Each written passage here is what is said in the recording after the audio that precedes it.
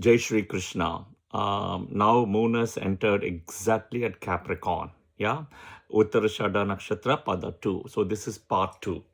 If you're born, when moon is in Capricorn, Uttarshadha Nakshatra, right? Or if you're born when moon is in Sagittarius, Uttarshadha Nakshatra Pada 1. Please listen to this video completely, yeah, till the end. All right, do please subscribe and please share your comments as well. Yeah, I would really appreciate that. Thank you. So in the first video, the Tamil month, I think I made a mistake. It is actually Aani month in Tamil when sun is in Leo. That is why it's called the Avani Avitam, right? I think I said Adi, I think, but it's Aani when sun is in Leo, right? So I just wanted to clarify that to start with. Okay, Capricorn Rashi, right? You have to understand a little bit about Cancer Capricorn axis, okay? One of the most karmic axis among the 12 axes, Cancer and Capricorn, okay? Now, unlike other elements, easy to say fire, earth, air, water, etc., Cancer and Capricorn are very unique, okay? I'll tell you why. Most of the people will tell you that Capricorn is 100% land and Cancer is 100% water sign, right? It's wrong, okay? They're all wrong, okay? You got to go dig deeper and understand the books, then you will get it.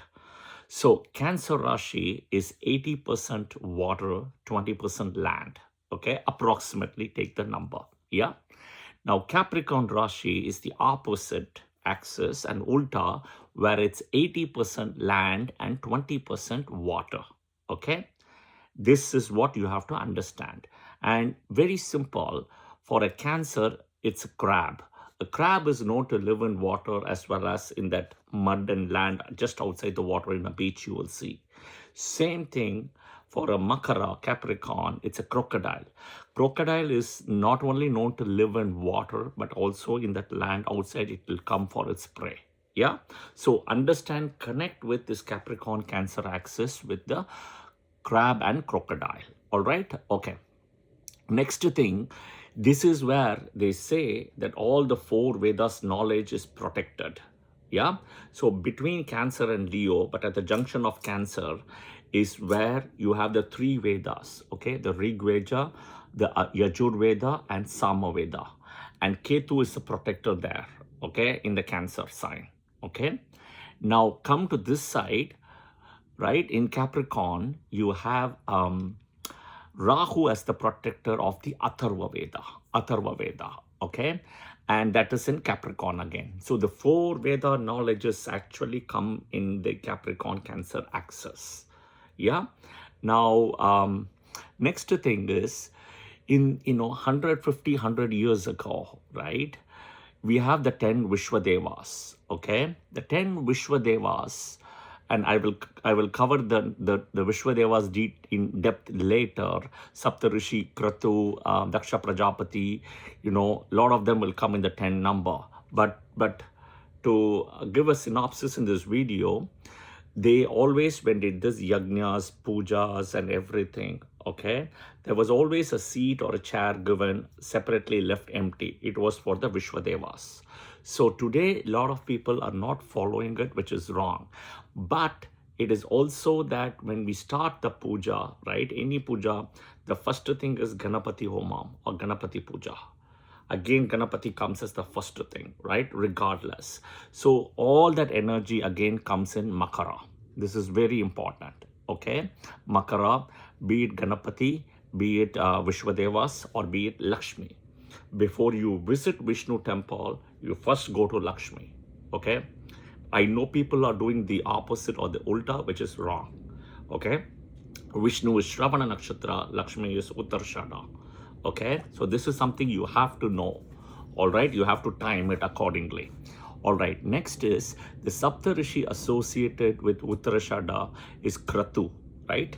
And Kratu's wife, Sannati, Sannati. Yeah, so you can always say the prayer Om Kratuve Namaha, Om Sannatiye Namaha 4 times, 10 times, 12 times. Yeah, okay. Next is Kratu, is born multiple times in the different yugas, right? Including the first yuga. right? And he was a Manasaputra. So he was born out of Brahma's brain, okay? Brain, that is where the intelligence is.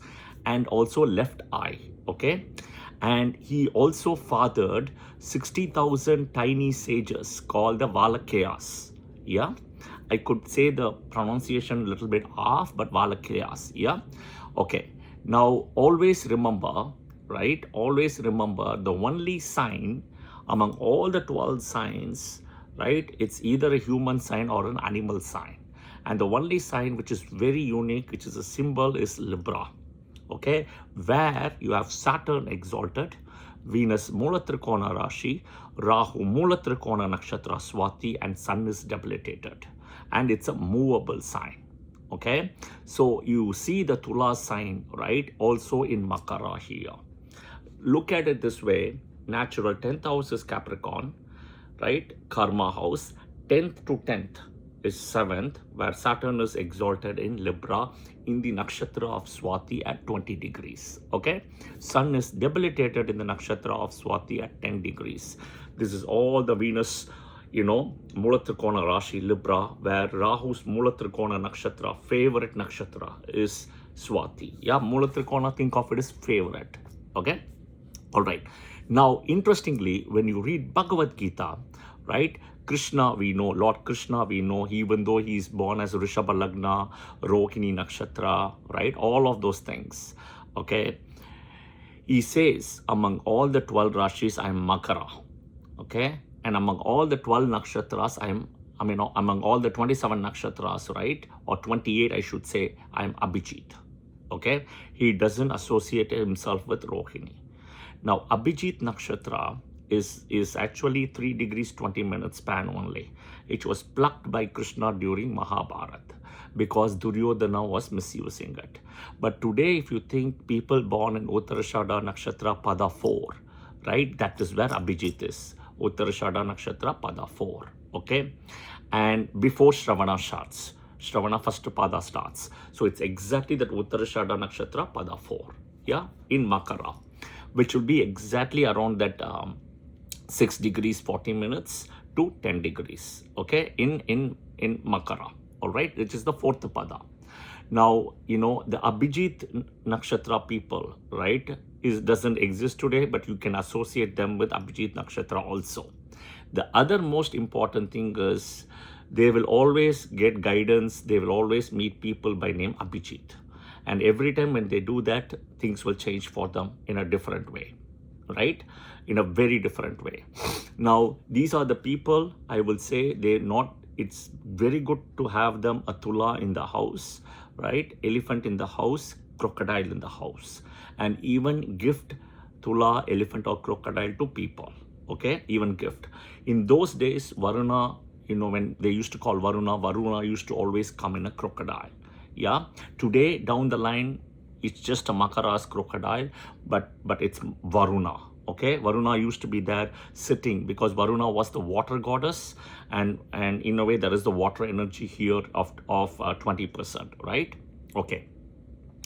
Whenever you have moon in Saturn Rashis, right?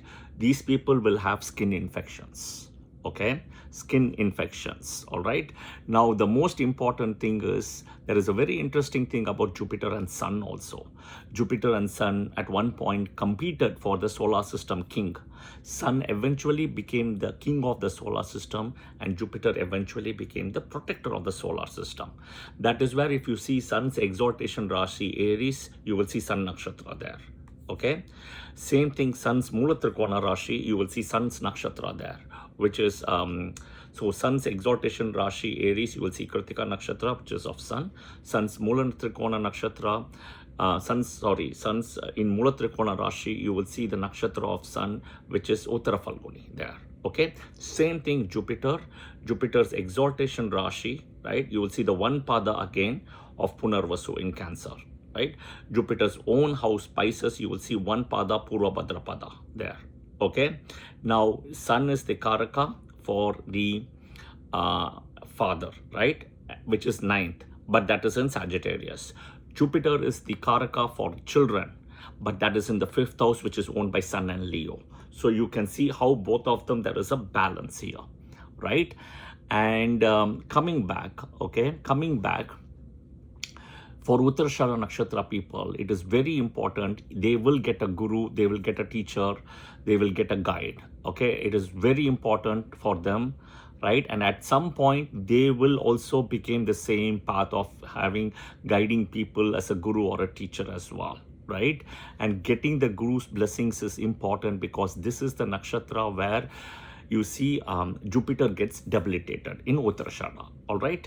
So one important thing I would tell you is in the Navamsha of your chart, right? Be it anybody in your Navamsha, which is your D9 chart, you don't want to have any planet sitting in Capricorn, Makara, okay? If you have a planet sitting in Makara in D9, what it means is you are going to carry forward something from this birth to the next birth. You can see, suppose if you have Saturn, that could be servant karma, that could be individual karma. Sun, if it's sitting in Capricorn in D9, then it's father karma. Moon, mother karma, right? Venus, spouse karma. Mars, siblings karma. Mercury, uncle karma, education wise. Okay, Rahu is father side karma. Okay, Ketu is mother side karma, right? I think I said all the 9 planets as well. Jupiter means guru karma, teacher karma, yeah? So you don't want to have that, right? You don't even want to have Vargotama planets as well in D1 to D9 in Capricorn, all right? This is very important. See, the Capricorn is a very dharmic rashi, okay? And very karmic rashi also. So anybody who's got moon in Capricorn by itself, right? Or moon in Aquarius, we'll discuss later, right? Moon in Capricorn, most important because of the Tula Libra sign, right? They will get instant punishment for their bad activities. This is very important for people to note. Okay, because of that immediate power, when Saturn Dasa comes, Saturn Antar Dasa comes, Saturn transit comes, whatever it is, right, it will happen. So you want to remember this, okay? Now, usually people with moon in Capricorn, right, they're very disciplined. They are very fixed, right? They can be a little bit adamant also, right? They may not be able to navigate through a black and white area, for example, right? They are very, very rigid as well, right? You know, there's a good side to it, there's a bad side to it. It's all about a balance because you see a Libra here, right? But end of the day, the sole purpose has to align with dharma, not with adharma, all right? The last but not the least, one of the important remedy is if your moon is in Capricorn, Makara, right? In any of the nakshatra in Makara, it can be Uttarshadha, Shravana or Dhanishta. A very important shloka remedy is Gajendra shloka, right? Gajendra shloka. It is in YouTube. You can go and listen, and then at some point you can start chanting. All right. But again, you know, you can also listen to Lakshmi Stotra. Both of this are extremely good. All right. So I think with this said, we will call it a day for session part 2 in this case, right? We'll continue as other nakshatra series comes and everything. I'll keep adding more videos, but I appreciate all your feedback, inputs and comments as well. Do follow the channel and also do subscribe and give your comments and honest feedback. All right. Jai Shri Krishna. Thank you.